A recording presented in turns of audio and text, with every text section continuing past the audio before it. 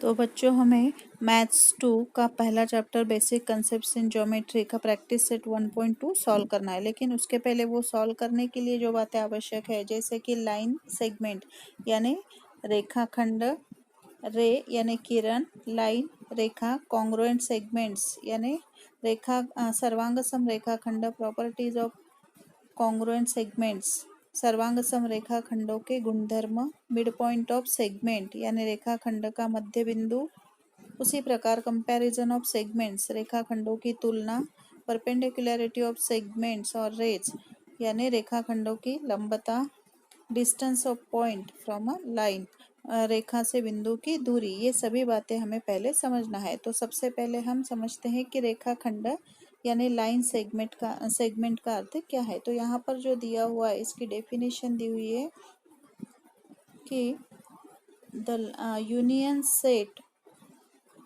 of point A, point B and points between A and B is called segment AB। मतलब ये जो point है A, B तथा इनके बीच में जितने भी पॉइंट्स है, ये सभी का यूनियन सेट यानी संघ समुच्चय को, ये समुच्चय जो है सेट, ये हम मैथ्स 1 में पढ़ चुके हैं। तो यूनियन सेट को यानी इनके संघ समुच्चय को लाइन सेगमेंट यानी रेखाखंड कहते हैं। अब समझते हैं रे यानी किरण। तो suppose A and B are two distinct points, the union set of all points on seg A B and the points P such that A dash B dash P is called ray A B. तो ये जो union set है, कौन सा, point A, point B और इनके बीच में जितने भी पॉइंट है वो सभी पॉइंट्स का सेट यानी संघ समुच्चय, तथा पॉइंट्स पी और आगे जितने भी पॉइंट्स है इनको क्या कहेंगे हम, रे ए बी, है ना। रे यानी किरण, जिसका एक ओरिजिन होता है, मतलब वो किरण जहाँ से निकलता है और जिधर जाता है उस दिशा में वो असीमित बढ़ता है, उसे कहते हैं किरण यानी रे।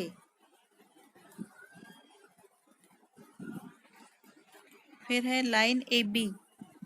Line A B means the union set of points on ray A B and opposite ray of ray A B. मतलब ये जो रे ए बी है,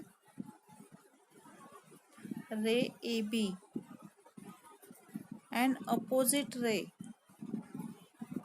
इसका अपोजिट रे इस प्रकार से, ठीक है।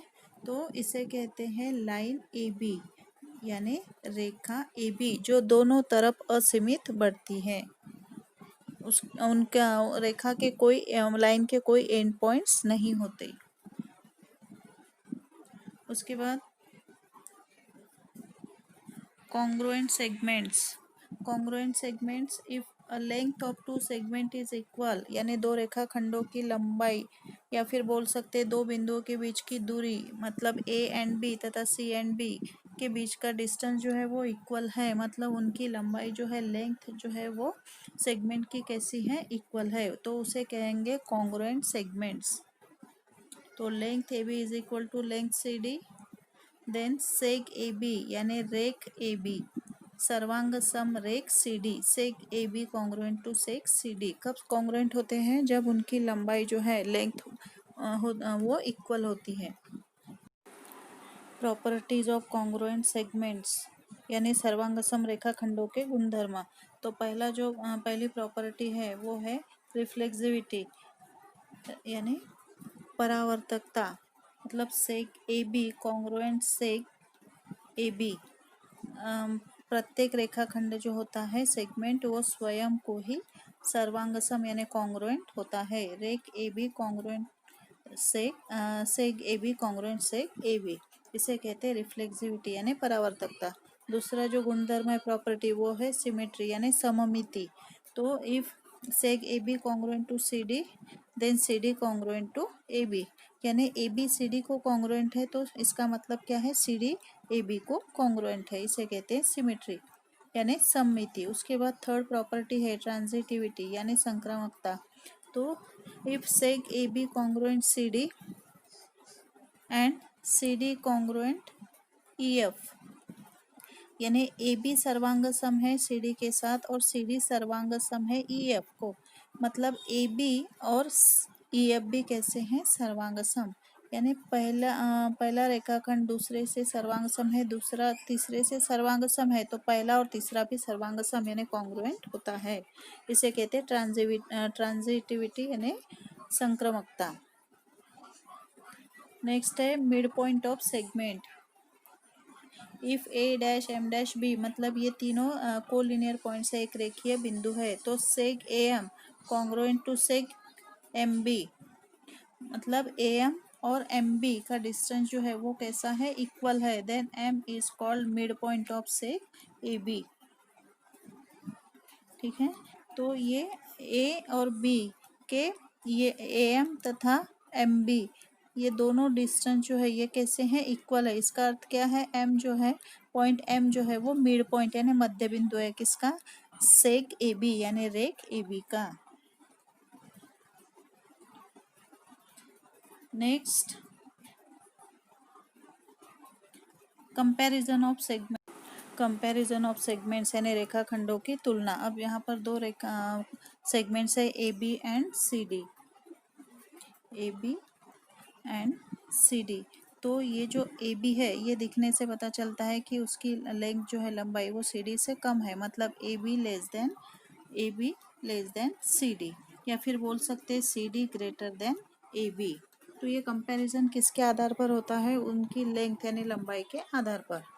नेक्स्ट है परपेंडिकुलरिटी ऑफ सेगमेंट और रेज। ठीक है, परपेंडिकुलरिटी ऑफ सेगमेंट और raise.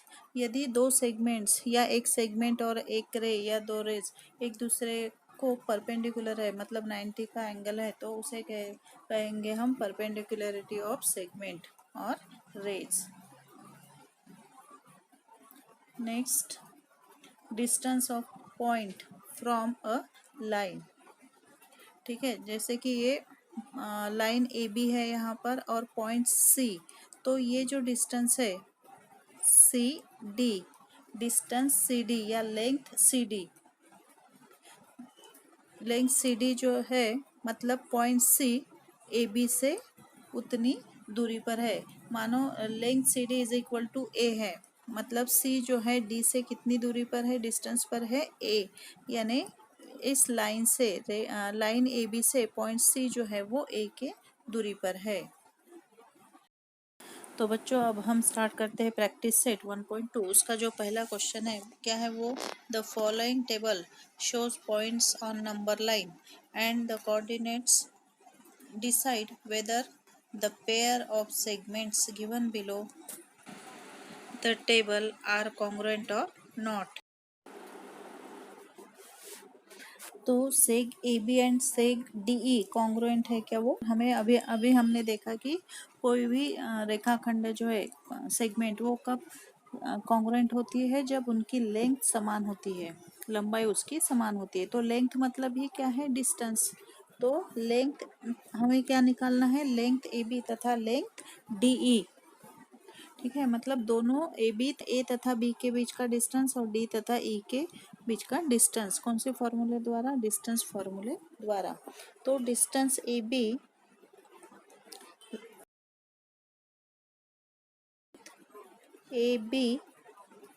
Is equal to distance A B. ठीक है, मतलब लेंथ यानी ही डिस्टेंस, सिर्फ डिस्टेंस जब लिखते हैं तब ए एंड बी के बीच में कॉमा देना है, क्योंकि वो दो बिंदुओं के बीच की दूरी है। तो हमें दूरी डिस्टेंस ज्ञात करने का, फाइंड आउट करने का फॉर्मूला क्या है कि जो बड़ा निर्देशांक होता है कोऑर्डिनेट, उसमें से छोटे कोऑर्डिनेट को घटाते हैं। तो ए का कोऑर्डिनेट क्या है, -3, बी का कोऑर्डिनेट क्या है, 5 बड़ा है किससे, -3 से, तो 5 में से हम -3 को घटाएंगे यानी माइनस करेंगे। तो 5 माइनस इंटू माइनस क्या होगा, प्लस, तो 5 प्लस 3। ठीक है, सॉरी 5 प्लस वहाँ पे क्या होना, 3। तो 5 प्लस 3 कितना होता है, 8। निकल गया डिस्टेंस। ए बी यानी length A B.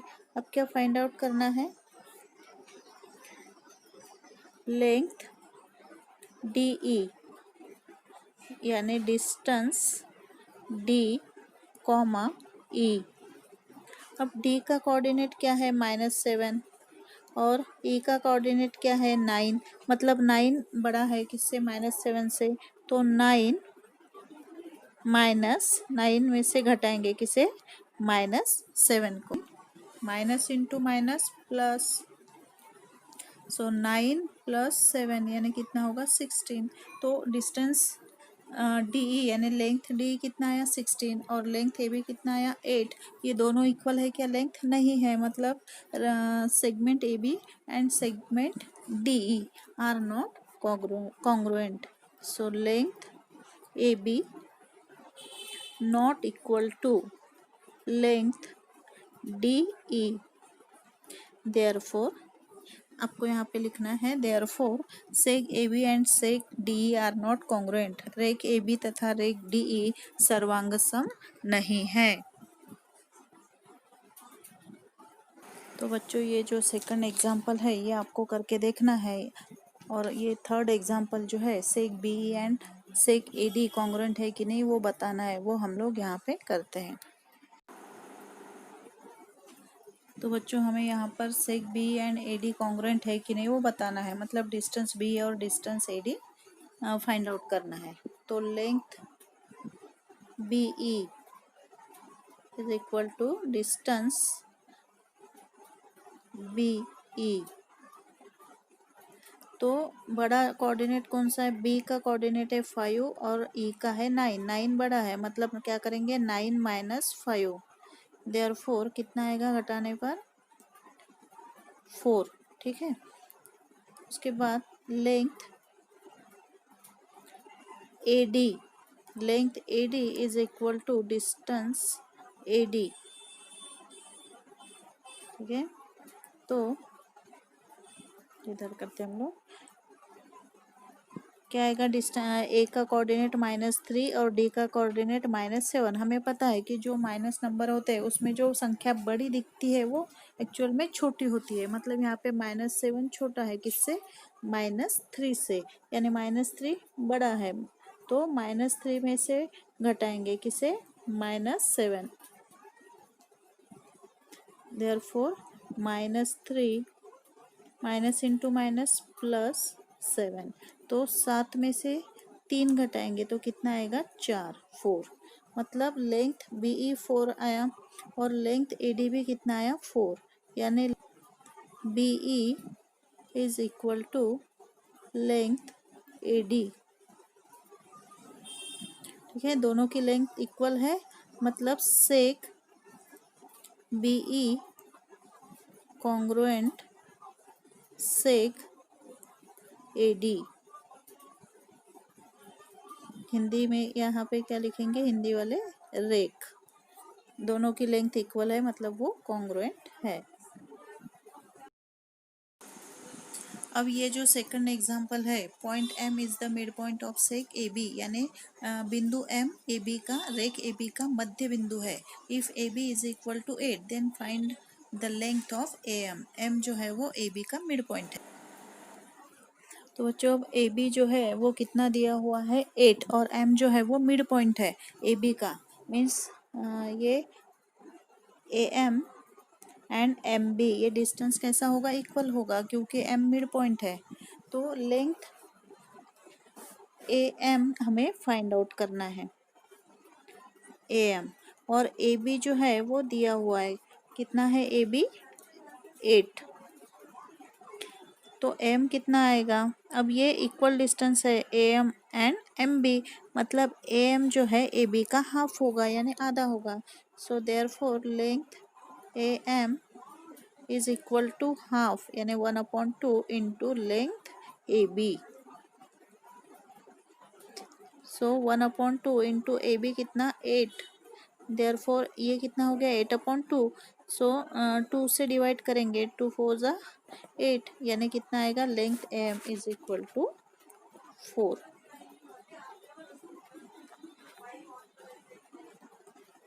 Therefore length AM is equal to 4.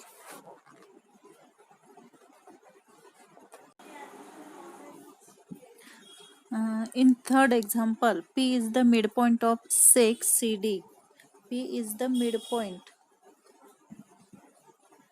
of sec CD. CD. P क्या है? मिड पॉइंट है. मिड पॉइंट है means CP, distance CP and distance PD क्या है? इक्वल है.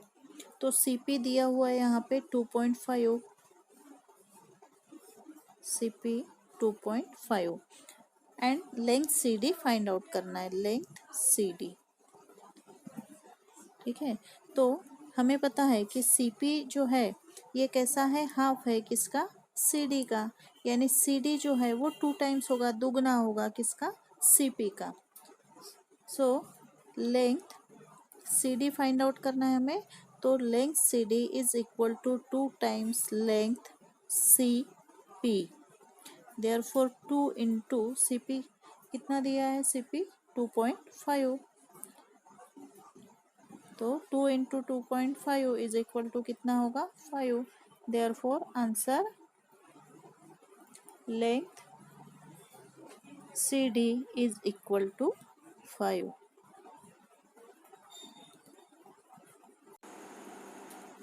अब ये जो फोर्थ एग्जांपल है इसमें AB दिया हुआ है. AB, BP एंड AP तीनों सेगमेंट्स के जो मेजरमेंट है वो दिए हुए हैं. तो हमें बताना है कि कौन सी सेगमेंट, उन सेगमेंट्स को तीनों को कंपेयर करना है. या तो ग्रेटर देन से बताना है या फिर लेस देन. तो ये जो 5 है, ये 5 कैसा है? AB, ये 5 नंबर सबसे बड़ा है 3.4 से, और 3.4 भी बड़ी संख्या है किससे? 2 से.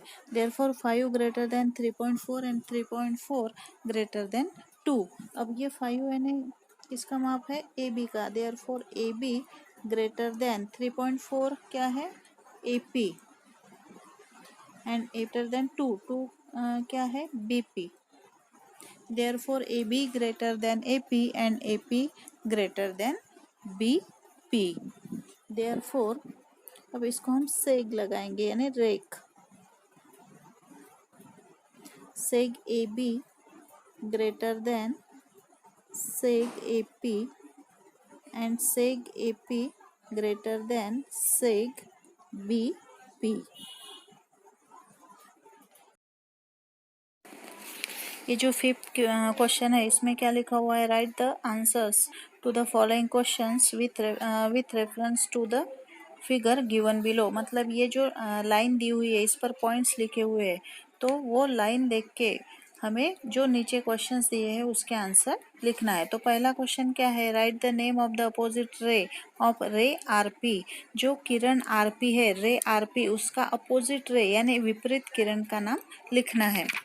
तो उसका अपोजिट रे क्या होगा? रे RS या फिर रे RT.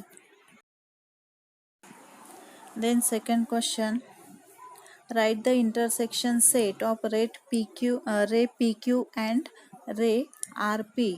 जो किरण PQ एंड किरण RP का प्रतिच्छेदन समुच्चय, इंटरसेक्शन सेट फाइंड आउट करना है.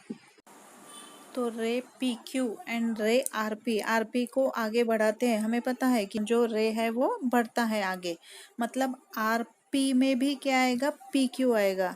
तो PQ जो है इंटरसेक्शन सेट है.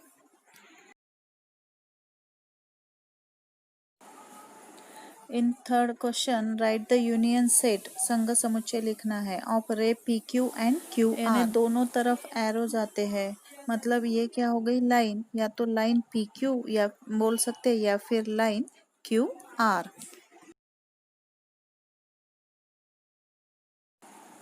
फोर्थ क्वेश्चन, विच से QR इज सबसेट. यानी QR जो है उप समुच्चय है, सबसेट है, ऐसा किरण बताना है कि वो किस किरण का भाग है. किरण से QR. तो सेक QR रे RQ में आता है, रे SQ में भी आता है एंड रे TQ में भी आता है. यानी इसका आंसर होगा रे RQ, रे SQ एंड रे T, Q. In fifth question, write the pair of opposite rays with common end point R. यानी विपरीत किरणें लिखना है जिनका कॉमन एंड पॉइंट है R, अंत्य बिंदु। तो R से स्टार्ट होने वाले रेज यानी किरण के नाम लिखना है। तो ये रेज हो गए रे RP एंड रे RS। तो in six question write any two rays with common end point S. S से स्टार्ट होने वाले रेज अपोजिट रेज के नाम लिखना है। तो वो रेज होंगे S R and S T. अब ये जो लास्ट सेवेंथ है इसमें राइट द इंटरसेक्शन ऑफ रे S P and S T. S P और एस टी में जो कॉमन है वो लिखना है। तो एस पी एंड रे एस टी में पॉइंट एस जो है वो कॉमन है, मतलब वो इंटरसेक्शन है रे एस पी एंड रे एस टी का। अब ये जो सिक्स क्वेश्चन है उसमें answer the questions with the help of figure given below. जो यहाँ पर जो लाइन दी हुई है उसके आधार पर हमें आंसर देना है कि state the points which are equidistance from point B. B से समान दूरी पर कौन कौन से पॉइंट्स है उनके नाम लिखना है। तो बी से समान दूरी पर डिस्टेंस पर पॉइंट सी है एंड पॉइंट डी है, पॉइंट ए है। सी एंड ए क्योंकि वो 2 यूनिट्स डिस्टेंस पर है, point A and point C from point B. उसी प्रकार point D and point P भी इक्वी डिस्टेंस है फ्रॉम पॉइंट बी। ये दोनों ही points D and P 4 units distance पर है पॉइंट बी से। तो बच्चों अभी ये 6 का जो सेकंड है क्वेश्चन वो आप लोग आसानी से कर सकते हो। और ये जो थर्ड क्वेश्चन है क्वेश्चन 6 का सब क्वेश्चन 3 वो आपको इस साल नहीं करना है क्योंकि वो सिलेबस से कम कर दिया गया है।